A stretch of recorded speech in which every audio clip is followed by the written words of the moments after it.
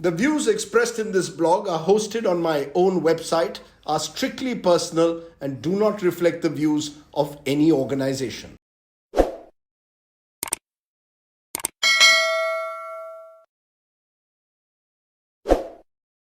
Hello and welcome friends once again to Straight Bat. Namaskar. It's my weekly video blog where, as the title suggests, I comment with a straight bat. Now the bugle for the 2024 general elections has been well and truly sounded this week. The no confidence motion might have been won expectedly by the Narendra Modi-led NDA government, but the compelling narratives for the big electoral battle that lies ahead have been set already. This no confidence motion was never about numbers in the first instance. It was about the perception game, something far more intangible but often decisive in deciding who wins the hearts and minds of voters. So here, my friends, is the critical question I will ask today on the Straight Bat. Who now has the momentum leading into the 2024 battle? Here are my 10 takeaways from what's been a bruising parliament confrontation. Takeaway number 1.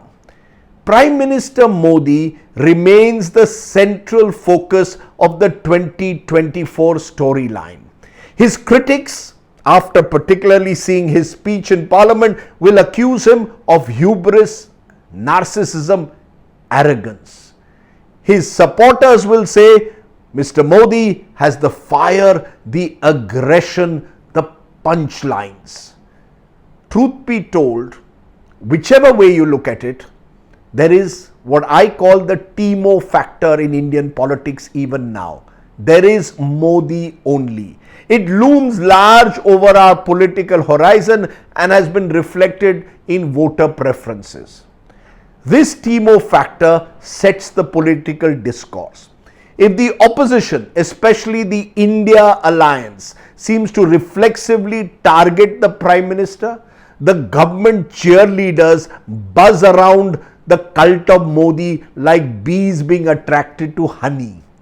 The rapturous applause that the Prime Minister got from the treasury benches every time he took on the Congress and the Gandhis in particular can be contrasted by the manner in which the opposition walked out because Mr. Modi for 92 minutes did not speak of Manipur, is reflective of how this larger than life Modi persona has deeply divided our political class in the country. Takeaway number 2. A newly minted Rahul Gandhi, armed with goodwill from his Bharat Jodo Yatra and sympathy from his disqualification as an MP, is now the mascot of the anti-Modi forces. During the 2018 no confidence motion, Mr. Gandhi had challenged the Modi government on the Rafale defense deal, but then quite inexplicably crossed the aisles, went and hugged the Prime Minister and even winked at his Congress colleagues. Now it seems that Mr. Gandhi has finally abandoned any pretense of being friendly or convivial to the government and instead has chosen the path of outright hostility to the ruling BJP. He's likening the Prime Minister to Ravan, for example, while suggesting that Bharat Mata has been murdered in the bloodshed in Manipur, indicates an uncontrolled anger at times in the dil or heart, when the occasion perhaps demanded a more focused attack from the dimag or mind. To my mind, therefore, it was a bit of a lost opportunity for the Congress leader. Takeaway number 3. So hyper-polarized is the political conflict between the two principal contenders in the country at the moment that there is a shrinking space now for any neutral third front option. Fence-sitting parties like the Telangana-based Bharatiya Rashtra Samiti, Biju Janata Dal, Jagan Mohan Reddy's YSRCP, the TDP, all of them are now being pushed to take a stand. The BRS is slowly aligning itself, it appears, to the opposition. The BJD, YSRCP and the TDP are drifting closer to the Modi government. As a result, two distinct alliances are slowly emerging ahead of the 2024 polls. Takeaway number 4. While the India alliance has been caricatured as a messy and opportunistic Mahagathbandhan or Thagbandhan as the BJP calls it, there is certainly a greater spirit of accommodation within these constituents. The manner in which the Aam Aadmi Party or AAP, for example, chose to build bridges with the Congress suggests a flexibility in approach that wasn't noticeable in 2019. AAP's reach out to the Congress may be more out of a sense of mutual self-preservation than any ideological conviction, but it does solidify the opposition's challenge. If the TMO factor, as I call it, makes the BJP a front runner for 2024, then the opposition India alliance is finding a voice through what I now call ABM or anyone but Modi slogan. Takeaway number 5. The opposition's Manipur-centric interventions in parliament might yield temporary dividends, but they are unlikely to set the national agenda for 2024. The no confidence motion was largely driven by the opposition's determination to get the Prime Minister to break his conspicuous silence in Manipur inside Parliament. But was a walkout really necessary? No, in my view. Also, importantly, amongst the wider public, it is economy-related issues from jobs to prices to welfare schemes that are likely to find greater resonance. Takeaway number 6. The Prime Minister and Home Minister Amit Shah might have captured eyeballs and TV primetime space with their 2-hour-long speeches in Parliament. But truth be told, my friends, there is also a growing fatigue with this familiar Namdar versus Kamdar trope that is always pushed out. After 9 years in power, the Modi government cannot escape accountability by pinning the blame always on the Congress's past failures. How, for example, can the double-engine government escape accountability for Manipur in 2023 by harking back to what happened in Mizoram in 1966?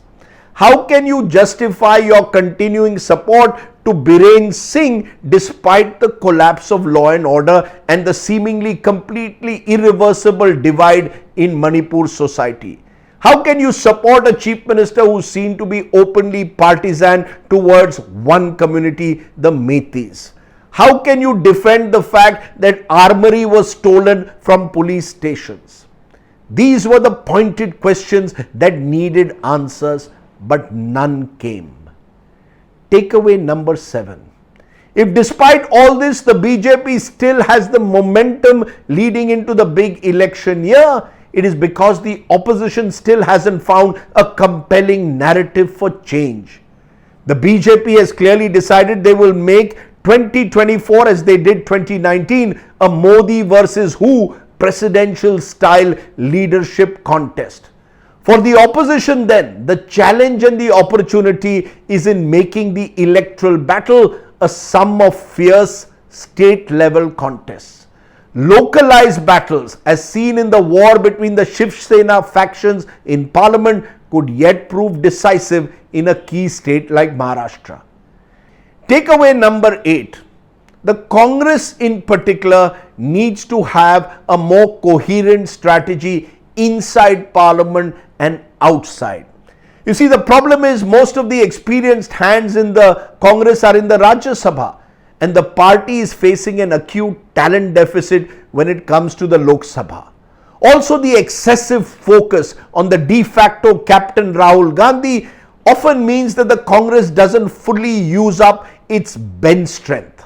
Why, for example, did the Congress not choose to line up a Shashi Tharoor, an articulate spokesperson, as one of its star speakers in the no confidence motion remains a mystery. Takeaway number 9. Parliament as an institution is being systematically undermined. Yes, my friends, let me repeat it as someone who has tracked Parliament for 3 decades. Parliament as an institution is being deliberately and systematically undermined. This was yet another session when several days were lost because of adjournments, when important bills were pushed through without discussion or any parliamentary oversight.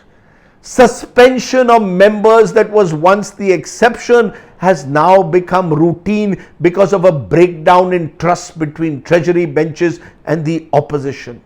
A brute Lok Sabha majority without any checks and balances is a danger signal for the health of parliamentary democracy in this country.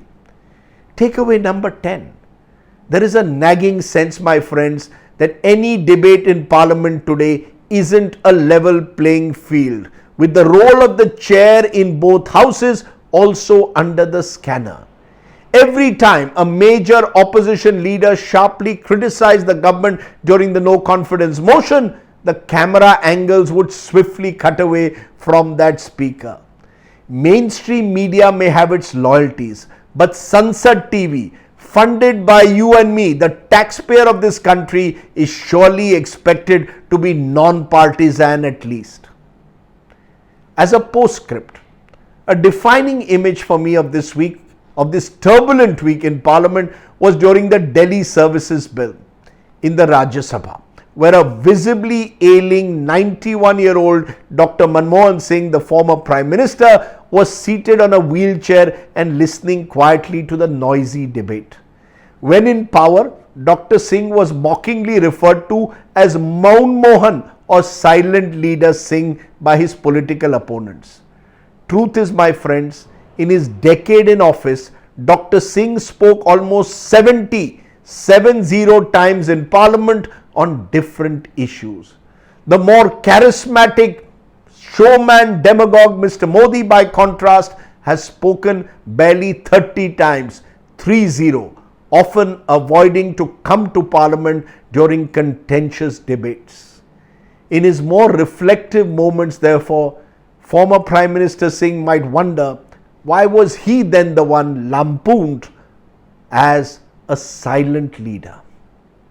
Maun Mohan or Maun Modi? Think about it. That was the Straight Bat. Do of course subscribe to my YouTube channel for many more such videos. For now, stay well, stay safe. Jai Hind, Happy Independence Day. Namaskar.